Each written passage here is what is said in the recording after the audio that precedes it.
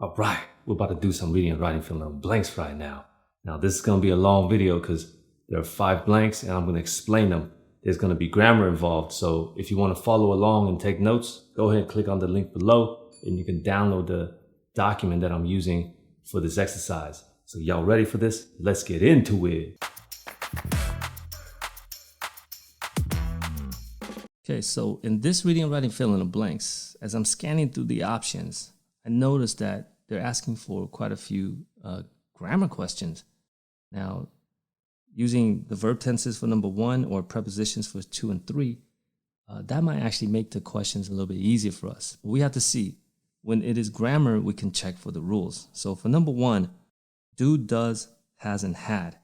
Right away when I see the has and the had, this tells me that we should be creating a perfect tense. Okay, what is a perfect tense? That's important because it tells us we need to have a third form for the verb.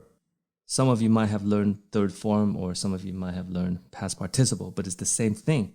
And that will help us once we identify it. So if we look after the blank, that's what we're looking for. We want to identify the verb, and the verb is right here, require. Is that third form? No, it's not. That means you can't use has or had. It's gone, out of there. And that's why I say grammar will help you. Now, the next 2 words, do and does, that actually helps you as well. And the reason is because when you have do or does, all that really matters is the subject, the noun that comes before the verb. So we look in front and we have that. That doesn't help you. That is a relative pronoun. Okay, so let me erase this and I'll write it down for you. That can actually be singular or plural. Okay, so we don't know. What do we need to do then? We need to look ahead at the noun, and it starts from here. It starts from that tells you a lot, and the rest goes here. A technique for looking at intelligence. So it tells you right away whether the noun is singular or plural. The again, I'm gonna circle that. If the noun is singular, do we use do or does? Would you agree? We have to use does. We cannot use do because when the noun is singular, your verb has to have the S. And that is the reason why we pick does for number 1. And we use grammar here, right? Not too difficult. Now next, we have across, throughout, through, and with. They're all prepositions. So if they're all prepositions, the first thing you want to do is look at the first word, the word before the preposition. And the reason is because it might create a dependent preposition. So you look at it as comparing across, comparing throughout, comparing through, comparing with. Well, I'm sorry to say for this one, we actually need to read more because it seems like all of them sound good. So I'm going to highlight the sentence just to see what we're reading. Comparing species is not as simple as an elephant will have a larger brain than a human simply because it's larger. So they are not comparing from elephants to elephants, right? Did we notice that? They're not comparing one elephant to another elephant. They're comparing elephants to, for example, humans. So that tells us it cannot be throughout. Because when you say comparing like throughout, it's just the same species, okay? So now when we have that, when we know that they're comparing from one species to another, I'm leaning towards across. Because across means to go from one side to another, right? Through now doesn't sound good because it's going through something like in and out. And then comparing with, if you say with, you have to say comparing with other species. But there is no other, so that only leaves us with across, and that is our answer for number 2. Okay, so now let's look at number 3. Although, instead, which, and that. Okay, so again, these aren't prepositions, but they are linking words. And we have a major clue right here. Let me show you why. We have which and that. Let me write this down so you don't get confused. When we have who, that, and which, okay, when you use this, that means afterwards cannot have both a subject or object. Okay, you cannot have both. It links a sentence together, but the who, that, and which will represent either a subject or an object. So let me show you. If we were to put a relative pronoun right here, that or which, that means afterwards, this right here cannot. Wait a second, let me just point this out.